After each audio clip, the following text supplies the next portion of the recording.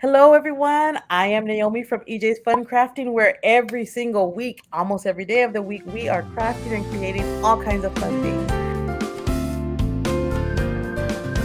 This is Jessie Katz-Greenberg. Jessie, welcome to EJ's Fun Crafting. Hi, Naomi. Thank you so much for having me. Of course, thank you for coming on. You all may have known Jessie for being from Jumprope, but Jumprope has transitioned out and they're doing something a little bit different. But Jessie is still creating, and so that's why I wanted to talk to her today. Jessie, tell us about your creative journey. Sure. So, my personal creative journey has taken a lot of twists and turns. I've done a lot of things over the last, 10 or so years, I guess. Mhm. I've always been a crafty person. I never thought that it was something that could be connected to what I do for a living or what I do full time. But since I was crafty and creative, I did go to art school. I majored in visual communication design, which is just a fancy way to say graphic design. And I was a graphic designer for about 10 years. But Mhm. during that time, I really missed making things with my hands. Like, I love the digital side of art, and I know you do too, Naomi. I do. And I love typography, total type nerd, but I was just missing making things with my hands and making things with other people, not just like making something for other people or other companies. So I started to have craft nights with my friends. Mhm. I made handmade jewelry that I sold on Etsy. I designed my own stationery that I sold on Etsy and at craft fairs. So I was really kind of experimenting with what I liked, and this was really the creative journey, was sort of experimenting Mhm. and seeing what stuck.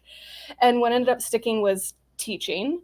So I started to teach a lot of craft workshops here in New York City where I live and in the surrounding area, everything from hand lettering to glass etching, embroidery, lino cut stamp making, all of that. And that's when I really started to network in the crafting community. That's how I met up with Eliza Capitan, who is the host of Craft Hangout, the podcast that I'm on. And that's ultimately how I also ended up meeting Jake, the co-founder of Jumprope. Like you mentioned, I was with Jumprope. So it's really this networking in the craft community is what has gotten me all of these opportunities. And so now, like you said, like just to be fully transparent, since Jumprope, was my kind of full-time gig and I was creator on the side, now that that's stopped, Jumprope has, sunset and transitioned to LinkedIn. I am spending a lot more time creating my own content, which could not have come at a better season. At least I'm obsessed with Halloween and have all this extra time to create some Halloween stuff and just kind of reevaluating like next steps. How much do I focus on my own content? How much do I focus on a full-time gig and stuff like that? So that's where I'm That's at. that's an interesting journey. I like that because you went back to where you came from. Basically, is what you're saying. You used to love making things. What kind of you mentioned embroidery? Um, did you teach yourself how to embroider, hand embroider, or how did you learn all of this? That's a good question. Embroidery is one of those things because there are crafts that I've learned later, like by taking classes, like knitting Hmm. and crochet. Like, I can remember I've learned those very recently, but embroidery is one of those ones that I've just done since I was a kid. And I think my mom must have taught me a little bit. And then I'm sure she bought me a craft book. I remember, that's right, actually. I remember I had an embroidery book and I had like a nature crafts book. And those were like my two go tos when I was a kid for crafting. Yeah, yeah, the nature craft book. Yeah, I have one of those too. Yeah. In fact, my mom used to embroider by hand. I still have blankets that she did, and that she remade for us. Awesome. And she used to tell us, if the back doesn't look as good as the front, you need to redo it. She was real nice about it, but she was real like, well, that's nice, but she She's was, real traditional about it, where it's yes, very very, nice. very traditional Yeah. about it. But Yeah. her stuff was always so nice. And so it's rare, right? Around the times that we live in now, to find somebody who, and I've seen your videos where you're teaching different stitches and different knots and everything, but it's so rare to find somebody who is that much into embroidery and can do it so well like you Thank you. Yeah, I think I'm really drawn to those crafts that don't take up a lot of space. I think partly just because I live in New York City, so I'm in a small apartment. And also, I mean, I'm just obsessed with TV. So any craft that I can do that's like small enough that I can that I can have on my lap while I watch TV, that's the perfect craft for me. And embroidery is one of those things. Not Cool. messy, fits on my lap. I can bring it on a vacation. It's perfect. So, what's your favorite thing to craft? I've seen with the embroidery. I've seen you with the friendship bracelets, different things like that. What is your most favorite? What is your go-to? So honestly, it changes, and I have three that I kind of rotate around with. I think Okay. right now my favorite is upcycling. The other two that I rotate with is embroidery and hand lettering. Since I do have a background in design, I will never let go of, the hand lettering and the type nerd inside of me. But right now I'm leaning more towards upcycling. And I think it's just, I think quarantine kind of did that to me too. It was like I Yeah. didn't want to go out and buy a lot of supplies all the time, but I was having stuff shipped here, so there was just cardboard boxes everywhere. So What? I've been crafting a lot of things out of cardboard.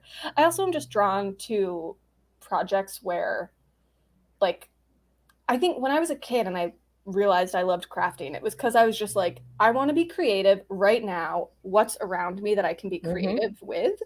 So I think that's why I lean so much towards cardboard too, because I can come up with a craft. I can do it right when I'm feeling creative, and I can teach other people to do that too. That's again, it's stuff that you already have. It's Yeah, really stuff cool. you already have, cheap, easily accessible. You mentioned teaching, that you liked teaching. That's where you found out, that you like teaching what you Yeah. already knew. What kind of teaching did you what kind of teaching did you do? So I taught at several places in New York City, like craft studios that were already established. And then I also did some of my own classes. So the way I started teaching was I started looking for places that already had craft classes. So the studios that I taught at in New York were Craft Jam and Brooklyn Brainery. And the way I found them was I just was searching craft classes, like as if I was going to be a student, and then I would see Mhm. what places were giving them, and then I contacted them about teaching.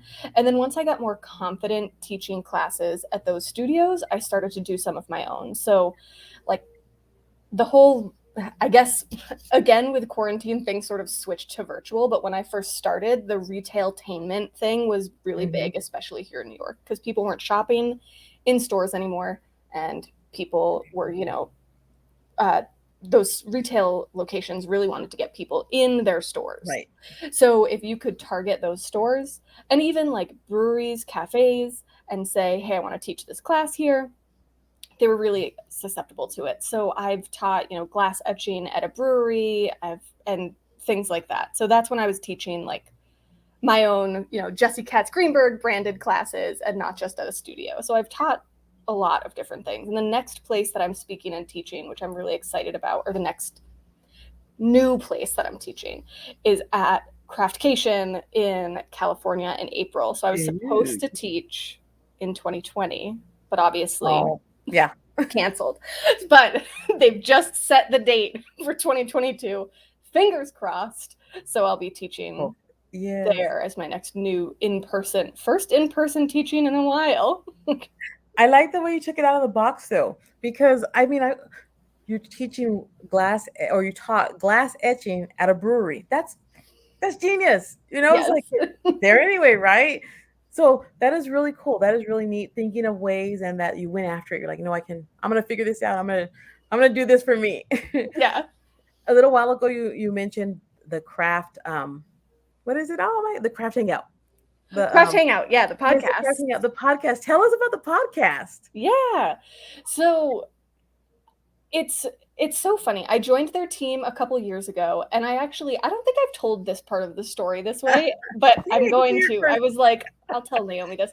So, because I know your group is all about like, we've got goals and we're like, we have things we want to accomplish. So I was like, all right, I'll let you all in on this secret. So I met Eliza, the creator of Craft Hangout. She already had this podcast. It already existed. And she Hmm. had two other co-hosts for season 1. And I met her while I was teaching a class. She was a student in a class in the room next to mine, and we just happened to meet and start talking. And that year, one of my goals was to be featured on a podcast. And then I met her and was like, Wow. oh, you have a craft podcast? So I binged the podcast, was obsessed. I loved it. I loved how she was a storyteller and was telling all of these artists and crafters stories. So I reached back out to her and was like, hey, I'm obsessed. Like, how can I get involved? And she was like, oh, well, let's have you on as a guest. And then, you know, we'll go from there. I didn't realize that her 2 other co-hosts were leaving at the end of that season. And so she was looking for other hosts. So I was a guest on the podcast and then eventually joined her as co-host with our other co-host, Lee. And so Craft Hangout is, now I've been on it for 3 years, I think, 3 seasons. It's a total like inspiration destination podcast. We interview fine artists, art supply companies, crafters, content creators, and tell their stories, and always try and get in a handful of takeaways to help the listener, whether it's takeaways about actually how to craft, how to tell your story, how to publish a book, kind of whatever the specialty is of the person that we're interviewing. That is cool. And I like the tip jar. I love that you guys have the tip jar. Yes. We got the tip jar, giving out craft tips. Yes. And so for our viewers or listeners who don't know, you probably do know Lovebird Heartworks, Megan. Y'all interviewed her and posted that recently. Yes. And there were a few, you guys did Holly Mostella some time back. Yep, we've had Holly on. Our most recent episode was with Samantha Dion Baker, who's an illustrator. Yes. She's did Draw Your Day and Draw Your World. Yes. Those books. We just had her on. Yeah, we've had some good people on. I love the dollhouse, the Fisher dollhouse. Yes, Joanna Fisher or Joanne Fisher. I'm Joanna or Joanne. Ooh, and then just listening to that, I'm like, I want to go to there. I want to. Right. So we had her on because Eliza actually got to go to the exhibit in person, and I was away that night, so I couldn't go. It was like the first thing that she had done out of her house since quarantine. You know, she masked up and went to the museum. And now I'm like, I got to make it there before the exhibit moves on, because I mean, hand-blown mini chandeliers and stuff in this dollhouse. It's amazing. You guys need to go back and listen to the podcast, the Craft Hangout, find that episode, because it was awesome. I mean, I was so inspired. It's like, I'm learning. I'm not a history person. I love to read, but I'm not. But like, this is like giving me like things to research. I'm like, this is so cool. Right. And just, yeah. And that was a unique episode too, because I feel like we always talk to the person that's actually making the thing or writing the book, or, you know, doing the thing.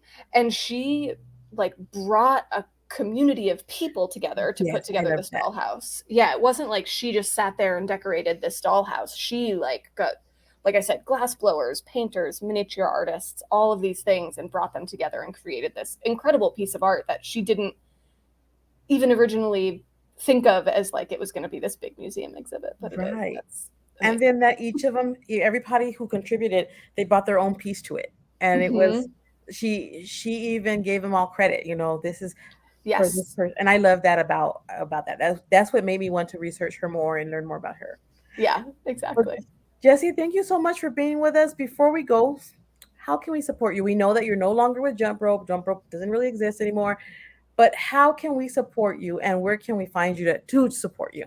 Yeah, so you can watch all of my content on Instagram, TikTok, and YouTube, and my username on all of those is just Jessie Katz-Greenberg, all one word, real easy.